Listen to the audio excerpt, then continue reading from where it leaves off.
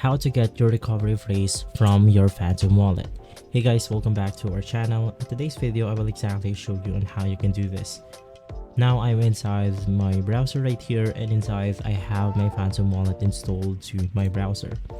So basically, first things first, you want to go ahead and click on the Phantom extension right here, and once inside, you want to go ahead and click on your account logo. And so guys, inside this menu right here, all you have to do is to go ahead and navigate through the bottom of your screen, and from here you can then go ahead and see three buttons, which is the add or connect wallet, manage accounts, or settings.